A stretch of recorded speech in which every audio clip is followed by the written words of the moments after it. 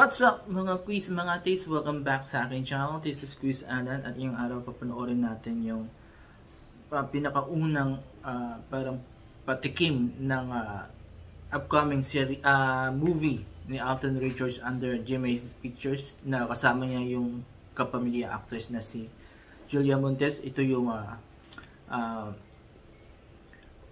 breakups in a romance. And kailan lang, I think, Biyernes, nilabas yung isang scene mula sa nasabing movie at yun, ipinalabas. So, I'm excited to see that scene at kung ano masasabi ko doon sa scene na to. So, with no further ado, let's watch the video and later I'll be giving my reaction and opinion. So, let's go! Kanina ka pa. Sandali, ako kanina pa? Bakit? Napaka-insensitive mo eh. Group study nga. Hindi na namin namalayan yung oras. Ano pa gusto mong marinig? Ganyan ka naman palagi eh. Lagi? Talaga, palagi? Oo, palagi. Bakit hindi ba? Ako sa'yo. Pumunta ka dito, drunk, having just what? I only had a few drinks. Hindi ako lasing. Just what? Kilala kita. Then say it! Having just? Fuck that woman!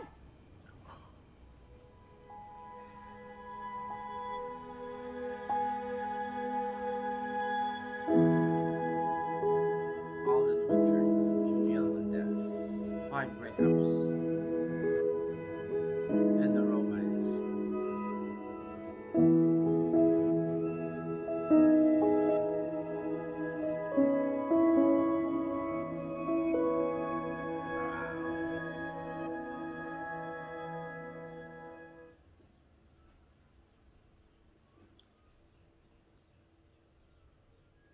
Okay, there you go. Napanood natin yung scene drop o patikim ng moving 5 breakups and romance na pinagbibida ni Alden Richards at ni Julia Montes. And wow, ang galing yung palitan nila ng linyahan. And ang ganda rin yung linya na ginamit nila.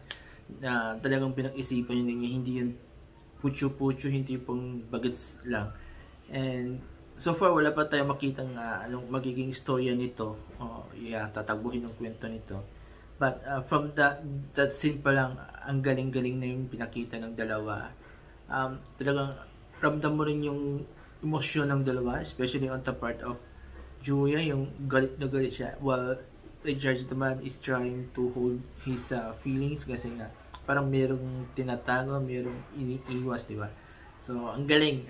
So, from that scene parang medyo nakaka-intriga na parang gusto mo makita yung movie, gusto mo makita yung ano yung magiging tagbo ng kwento, diba? So, yun. So, except, bitin. To be honest with you, bitin yung scene and sana mas mahabog pa. Mas maraming niya. Parang gusto ko makita ng movie, diba? From that scene pa lang, parang gusto ko muna makita yung movie kasi talaga nga ang galing yung tapunan, patuhan ng linya ng dalawa and yung actingan, unquestionable yan. Unquestionable. Kung may mag-question to sa acting ng dalawa, ewan ko lang kung anong problema niya sa buhay, diba? So, yun. And yun ang nabansin ko kay Julia, medyo nadagdagan ng timbang and I don't know kung it was really sinadyang ganun maging timbang niya para sa movie or nagkataon lang na ganun yung timbang niya. Hindi naman naka-apekto sa acting niya because she's really good. No doubt about it. Pero yun lang. Parang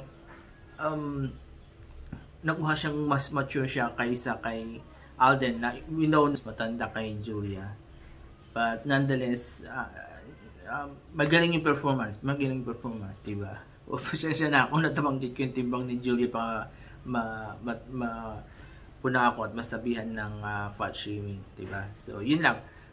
So, again, very excited ako dito sa movie na to and I think this is the second movie ng GMA after nung The Cheating Game. So, hopefully maging successful tong collaboration ng GMA with other movie outlets. So, walang big company siyang collaborate dito. I think small companies lang. Production ng actually yun. So, yun. So, sana maging successful tong 5 breakups and romance kasi alam natin ito yung sa the cheating game medyo not so good yung naging outcome. But nonetheless, I'm happy that Jimmy Pictures is back already. I mean, yun, is back already in the scene.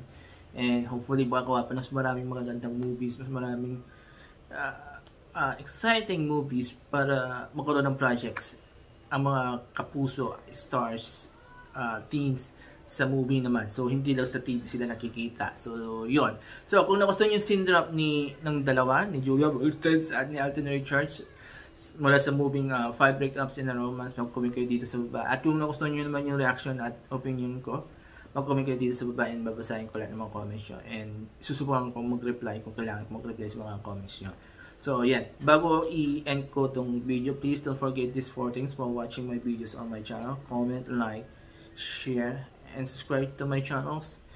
The Alan Ski Show, Proudly Blondie Vlog, Proudly Blondie TV, The Matlang People Presents, at ang Pinoy Tila Channel. So, 5 channel yan na pagpipilan nyo. So, kayo na bahala kung saan kayo manood. But everything is mga reaction videos nyo. So, ibang tema, ibang timpla lang yung mga nandun. So, there you go. Maraming salamat. Have a nice day. And bye-bye.